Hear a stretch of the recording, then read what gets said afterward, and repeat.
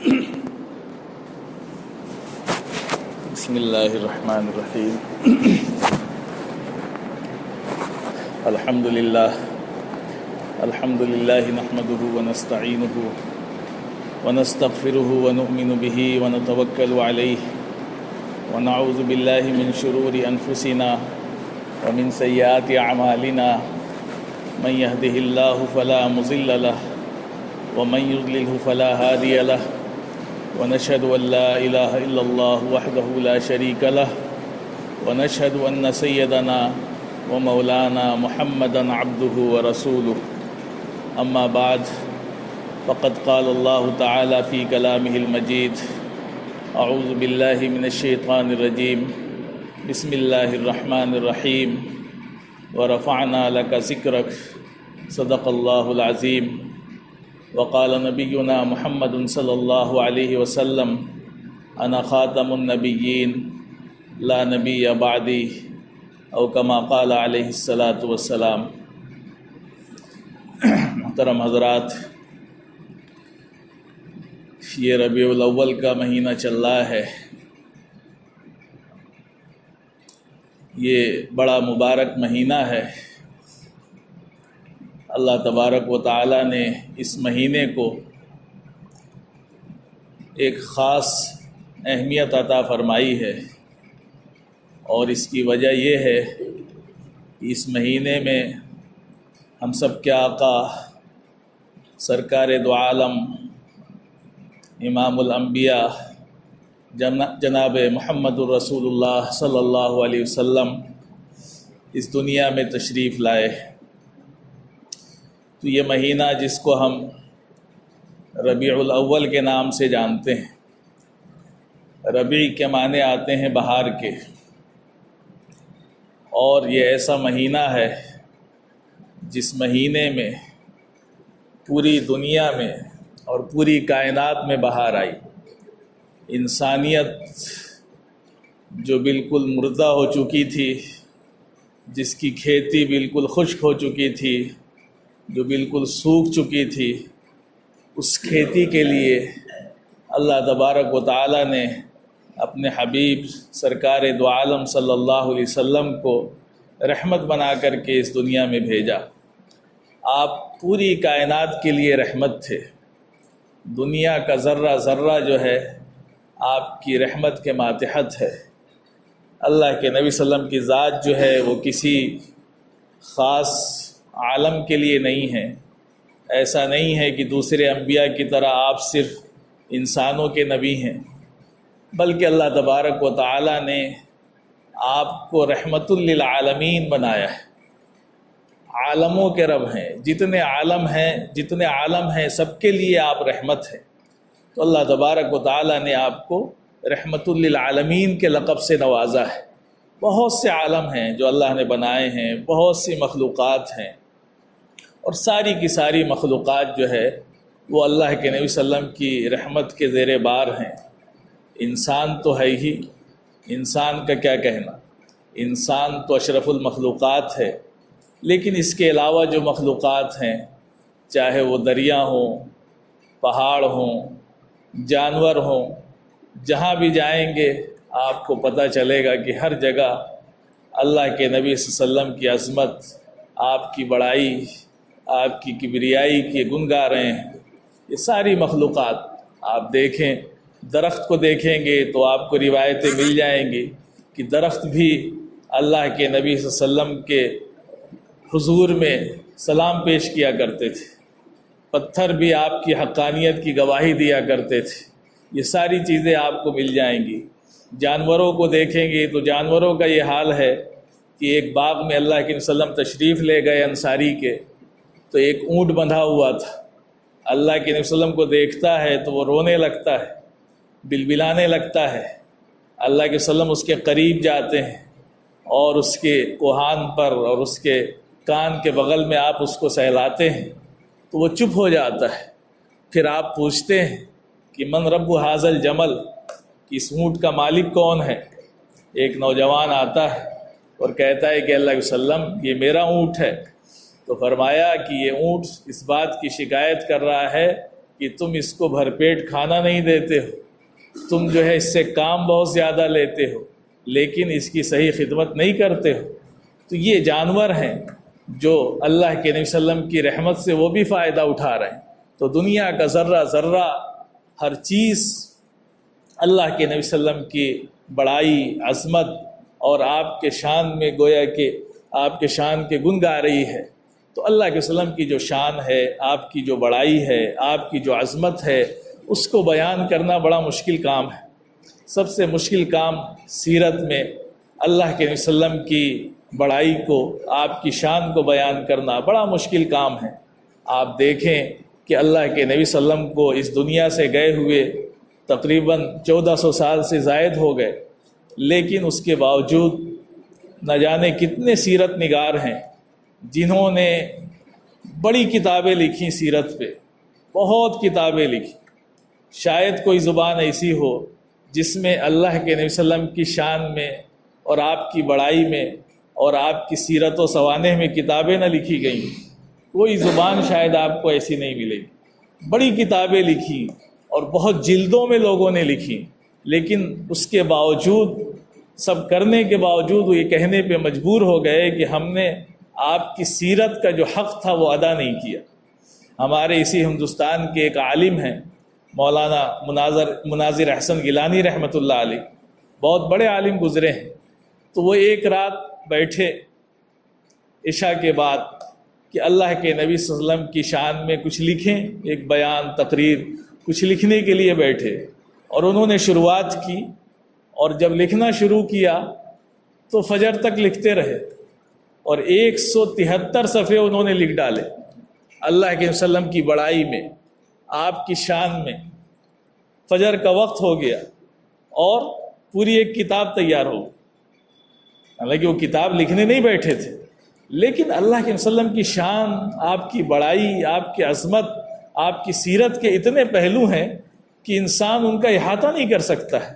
وہ بیٹھے لکھے تو 173 صفحے لکھ ڈالے، اور آپ کی وہ کتاب بڑی مشہور ہے النبی الخاتم کے نام سے، آپ اس کو پڑھیں، بڑی زبردست کتاب ہے، اور ایسے انداز میں لکھا ہے کہ آپ پڑھیں گے تو مزہ آ جائے گا۔ بڑی زبردست کتاب النبی الخاتم، اور آپ نے عشاء کے بعد لکھنا شروع کیا اور فجر تک لکھا، اور وہ کتاب تیار ہو گئی، اور اس پر لوگوں نے بڑے تفسیریں لکھے۔ علامہ عطا اللہ شاہ بخاری رحمۃ اللہ علیہ نے اس کتاب پر لکھا کہ اس کتاب کے اندر جو مضامین ہیں، جو باتیں لکھی گئی ہیں، ہر عنوان پر اگر چاہیں تو 6 گھنٹے تقریر کر سکتے ہیں، وہ ایسی کتاب۔ تو میرے بھائیوں، یہ اللہ کے وسلم کی شان ہے کہ ہر آدمی جو ہے آپ کی شان اور آپ کی عظمت کو بیان کرنے سے قاصر ہے۔ شاعر آپ دیکھیں کتنے شاعر گزرے جنہوں نے بڑے اشعار کہے، ہر زبان میں آپ کو شعر مل جائیں گے۔ عربی زبان میں آپ دیکھیں گے اللہ کے وسلم کے زمانے میں بڑے مشہور شعراء گزرے، حضرت حسان بن ثابت رضی اللہ عنہ۔ بعد کے زمانوں میں بڑے شاعر گزرے جنہوں نے اللہ کے وسلم کی شان میں بڑی شاعریاں کی ہیں، لیکن اس کے باوجود وہ بھی یہی کہتے ہیں کہ ہم حق ادا نہیں کر سکے۔ بڑے ایک عربی شاعر نے تو آپ کی شان میں 40,000 شعر لکھ دیے، اور پھر ہاتھ جوڑ کر کے کھڑا ہو گیا کہ نہیں، اللہ کے وسلم کی شان اور آپ کی بڑائی کا جو حق تھا وہ ہم سے ادا نہیں ہو پائے۔ تو بڑے شعر کہے، فارسی میں شعر کہا ایک شاعر نے کہ 1000 بار بشویم دہن ز مشک و گلاب، ہنوز نام تو گفتن کمال بے ادبی است۔ شاعر نے کہا کہ اگر ہم 1000 بار بھی اپنے منہ کو گلاب سے دھو لیں تب بھی آپ کا نام لینا تو ہمارے لیے بے ادبی ہے۔ ہم جیسے لوگ کہاں آپ کا نام لے سکتے ہیں اور اس کے ادب کا حق ادا کر سکتے ہیں۔ بڑے شاعر عربی میں، فارسی میں، اردو میں آپ پڑھتے چلے جائیں گے، اللہ کے وسلم کے لیے شاعریاں ملتی چلی جائیں گی آپ کو۔ بڑے اشعار کہے اور بڑے اچھے اچھے لوگوں نے اشعار کہے، بلغ العلا بکمالہ کشف الدجا بجمالہ حسنت جمیع خصالہ صلوا علیہ وآلہ۔ یہ شعر ہیں عربی کے۔ اسی طرح سے کسی نے کہا کہ یا صاحب الجمال یا سید البشر من وجہک المنیر لقد نور القمر۔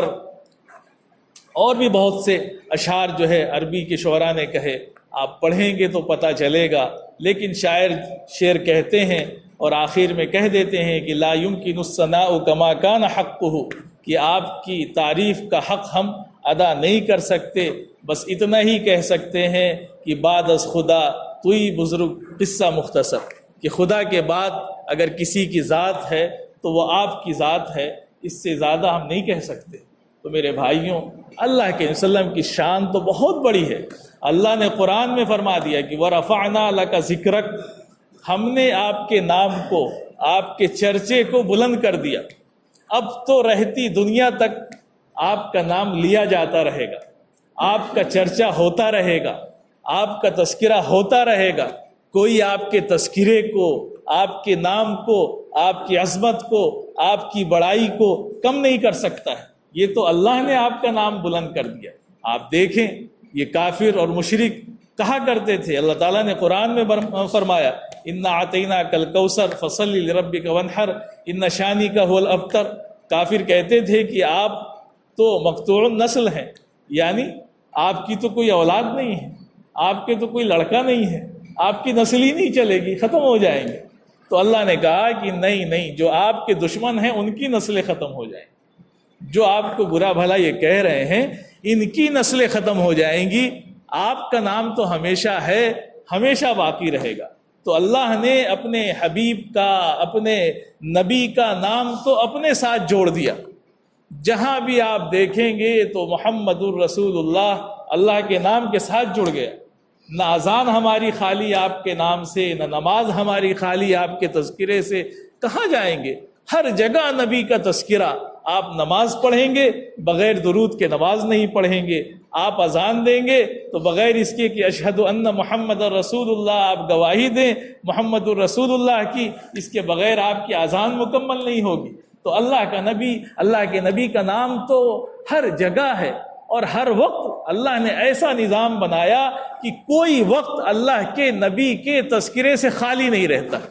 اور بعض ہمارے بڑوں نے لکھا کہ یہ اللہ کے اور اللہ کے رسول کے نام کی ہی برکت ہے کہ یہ دنیا بچی ہوئی ہے۔ علماء نے، جو ہمارے اللہ والے ہیں، انہوں نے یہ بات لکھی کہ آج کائنات میں، دنیا میں اتنے گناہ ہو رہے ہیں، اتنے گناہ ہو رہے ہیں کہ شاید پچھلی قوموں میں اتنے گناہ نہیں ہوئے ہوں گے۔ لیکن آپ دیکھیں گے، ان نبیوں کی سیرت پڑھیں گے تو پتہ چلا کہ اللہ نے ان قوموں پر عذاب بھیج دیا، وہ قومیں ختم ہو گئی۔ لیکن اس امت میں اتنے گناہ ہو رہے ہیں، اتنے گناہ ہو رہے ہیں، لیکن اس کے باوجود اللہ نے عذاب نہیں بھیجا۔ تو ایک تو نبی پاک علیہ الصلاۃ والسلام کی دعاؤں کا نتیجہ، اور دوسرے آپ کے نام کی برکت کہ ہر وقت، ہر جگہ اللہ کے رسول کا نام بلند ہو رہا ہے۔ دنیا کے کسی کونے میں چلے جائیں، دنیا کا کوئی کونا اشہد ان محمد الرسول اللہ سے خالی نہیں۔ ہر جگہ اس کی صدائیں بلند ہو رہی ہیں، چاہے آپ کہیں چلے جائیں، امریکہ چلے جائیں، یورپ چلے جائیں، دنیا کے کسی کونے میں چلے جائیں، آپ کو یہ صدا ضرور سنائی دے گی، اشہد ان محمد الرسول اللہ۔ اور اللہ نے ایسا نظام بنایا کہ ہر وقت یہ صدا لگتی ہے۔ ایسا اللہ نے نظام بنایا، اس لیے کہ دن رات کا جو اللہ نے نظام بنایا وہ الگ الگ بنایا۔ کہ ابھی ہمارے یہاں جو ہے یہ وقت ہو رہا ہے تو ابھی امریکہ میں رات ہوگی، اب جب ہمارے ہاں رات ہوگی تو امریکہ میں صبح ہو جائے گی۔ تو اس طرح سے دنیا کا اللہ نے نظام بنایا، تو ہر وقت اذان ہو رہی ہے۔ کہیں فجر کی اذان ہو رہی ہے، کسی ملک میں ظہر کی اذان ہو رہی ہے، کسی میں عصر کی اذان ہو رہی ہے، کسی میں جو ہے مغرب کی، کسی میں عشاء کی۔ یہ سلسلہ چل رہا ہے، رکتا نہیں ہے کسی وقت بھی۔ تو اللہ کے رسول کا نام بلند ہو رہا ہے، اس کا چرچا بلند ہو رہا ہے۔ وَرَفَعْنَا لَكَ ذِكْرَكَ، ہر جگہ رسول کا چرچا، ہر جگہ رسول کے تذکرے۔ اور ربیع الاول کا مہینہ آ جائے تو کیا کہنے، پوری امت کے ذہن میں اللہ کے نبی صلی اللہ علیہ وسلم کی یاد تازہ ہو جاتی ہے۔ ہر جگہ رسول کے تذکرے، رسول سے محبت، رسول سے عقیدت، رسول سے غلامی کے تذکرے ہوتے ہیں۔ تو یہ اللہ کے نبی صلی اللہ علیہ وسلم کی ذات ہے۔ اللہ تبارک و تعالیٰ نے اپنے نبی کو بہت بلند بنایا ہے، بہت بڑا بنایا ہے۔ آپ کی شان جو ہے ایسی ہے کہ جس کو بیان نہیں کیا جا سکتا ہے۔ تو میرے بھائیوں، ہمارے لیے کتنی خوش نصیبی کی بات ہے، ہمارے لیے کتنی بڑائی کی بات ہے کہ ہم اس نبی کے امتی ہیں۔ ہم اس نبی کے غلام ہیں جس کی اتنی بڑی شان ہے کہ جس کا نام اللہ کے نام کے ساتھ ہمیشہ کے لیے جڑا ہوا ہے، کہ جب بھی آدمی کلمہ پڑھتا ہے تو کہتا ہے کہ لا الہ الا اللہ محمد الرسول اللہ، بغیر رسول کا نام لیے اس کا کلمہ مکمل نہیں ہوتا، ایمان تو دور کی بات ہے۔ تو میرے بھائیوں، ایسے نبی ہمیں ملے ہیں اللہ کی طرف سے، ان کی امت میں پیدا ہو جانا یہ بہت بڑی نعمت ہے، اللہ کا بہت بڑا احسان ہے، اور اس احسان کو بندوں کو ماننا چاہیے کہ اللہ تبارک و تعالیٰ نے ہم پر کتنا احسان کیا کہ انبیاء جن کی امت میں پیدا ہونے کی تمنائیں کرتے رہے، دعائیں کرتے رہے، اور اللہ تبارک و تعالیٰ نے ہمیں تو بغیر کچھ کیے اس نبی کا امتی بنا دیا۔ کتنا اونچا مقام، کتنا بڑا مقام ہے اس امت کا، لیکن اگر یہ امت خود نہ سمجھے اپنے مقام کو، اپنی بڑائی کو، اپنی عظمت کو، اور اسی پستی میں جائے جس سے نبی ہمارے نکالنے کے لیے آئے تھے، تو کتنے افسوس کی بات ہے۔ تو میرے بھائیوں، بڑے غور کرنے کی چیز ہے کہ اللہ تبارک و تعالیٰ نے اپنے نبی پاک علیہ الصلاۃ والسلام کی امت میں پیدا فرما کر کتنا بڑا احسان کیا، اور اللہ نے قرآن میں فرمایا بھی ہے کہ لقد من اللہ علی المؤمنین، اللہ نے مومنین پر احسان فرمایا۔ لقد من اللہ علی المؤمنین اذ بعث فیہم رسولا منہم یتلو علیہم آیاتہ ویزکیہم ویعلمہم الکتاب والحکمہ۔ اللہ نے فرمایا کہ اللہ تبارک و تعالیٰ نے ایمان والوں پر احسان فرمایا ہے نبی کو بھیج کر کے، نبی کی بعثت کے ذریعے سے، اور احسان ہے۔ آپ دیکھیں، اگر آپ نبی پاک علیہ الصلاۃ والسلام کی بعثت سے پہلے کے دور میں چلے جائیں گے تو اندازہ ہوگا کہ اللہ کے وسلم جب اس دنیا میں نہیں آئے تھے، آپ کی بعثت نہیں ہوئی تو کیا حال تھا دنیا کا، کتنی برائی تھی، کس طرح کے حالات تھے دنیا کے۔ لیکن یہ جو ساری کایا پلٹی ہے تو کس کی وجہ سے پلٹی؟ نبی پاک علیہ الصلاۃ والسلام کی بعثت اور آپ کی آمد کے ذریعے سے۔ یہ جو بہار دنیا میں آئی ہوئی ہے سب پود انہی کی لگائی ہوئی ہے، یہ ساری دنیا کی بہاریں انہی کی ذات سے ہیں، اور اللہ نے تو پوری کائنات ہی انہی کے لیے بنائی۔ اگر اللہ کے وسلم کو اس دنیا میں بھیجنا نہ ہوتا، آپ کی بعثت مقصد نہ ہوتی، تو یہ کائنات ہی نہ ہوتی۔ یہ کائنات کا ذرہ ذرہ نبی پاک علیہ الصلاۃ والسلام کی بعثت کی وجہ سے ہے نا۔ ایک حدیث بیان کی جاتی ہے کہ لولا کا، ایک حدیث ہے جس میں یہ بات کہی گئی کہ اگر آپ نہ ہوتے تو یہ آسمان، یہ زمین نہ ہوتے۔ اگرچہ روایت اور سند کے لحاظ سے علماء نے اس کو کمزور لکھا، لیکن مفہوم کے لحاظ سے بالکل صحیح حدیث ہے کہ ساری کائنات نبی پاک علیہ الصلاۃ والسلام کے صدقے طفیل میں ہے۔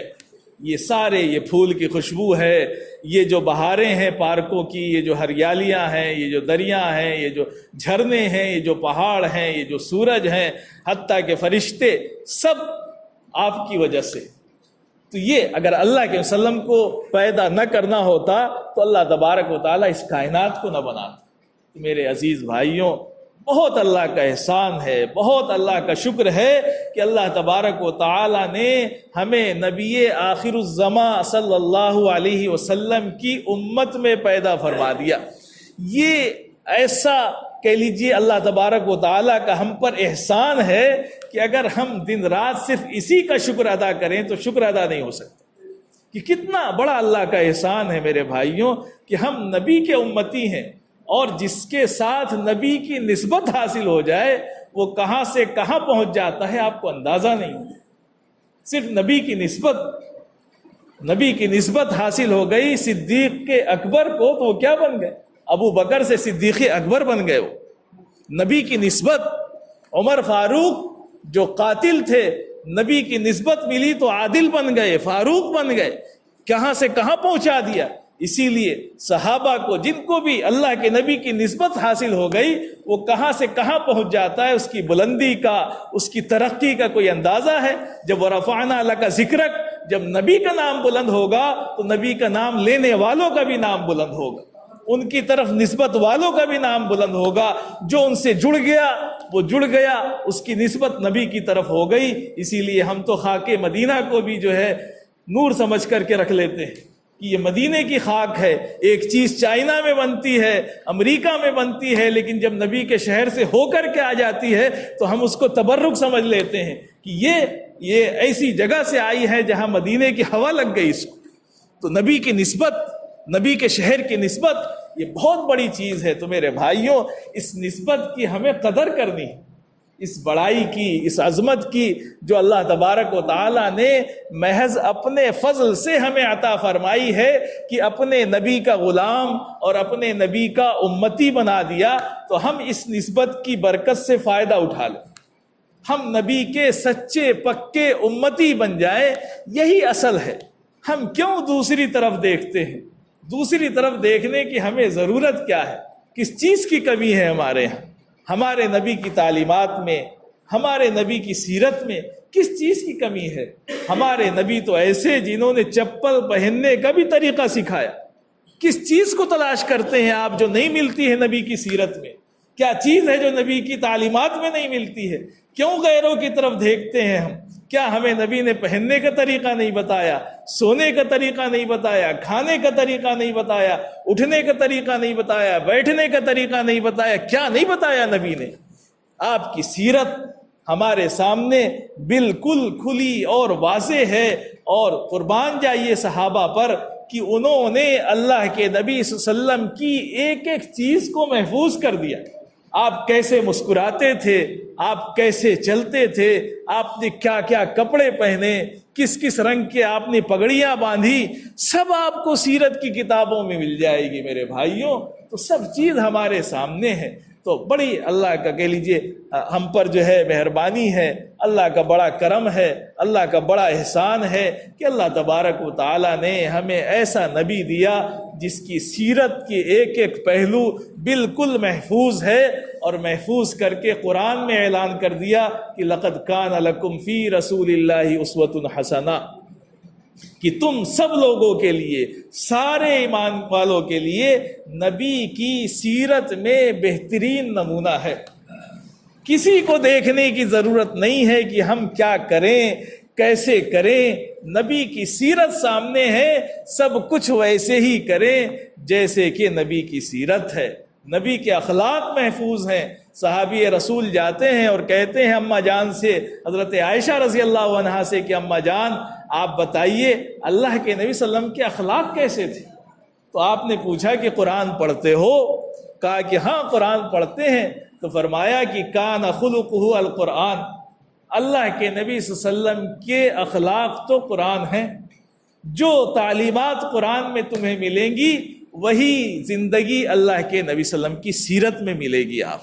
تو میرے بھائیوں، ہمیں اس بات کی کوشش کرنی ہے کہ یہ جو مہینہ آیا ہے یہی پیغام لے کر کے آیا ہے کہ ہمارے نبی پاک علیہ الصلاۃ والسلام جو اس ساری دنیا کے لیے اس بہار یعنی ربیع کے مہینے میں، ربیع الاول میں بہار بن کر کے آئے تھے، تو ان کی تعلیمات کو ہم اپنے سینے سے لگا لیں، ان کی سیرت کا مطالعہ کریں، ان کی زندگی کا مطالعہ کریں اور ساری دنیا تک آپ کے پیغام کو پہنچائیں. جتنا آپ کا پیغام عام ہوگا اتنی ہی پوری دنیا میں بہار آئے گی. اللہ تبارک و تعالی آپ کی سیرت کو سینے سے لگانے اور اس پر عمل کرنے کی توفیق عطا فرمائے. وآخر دعوانا الحمدللہ.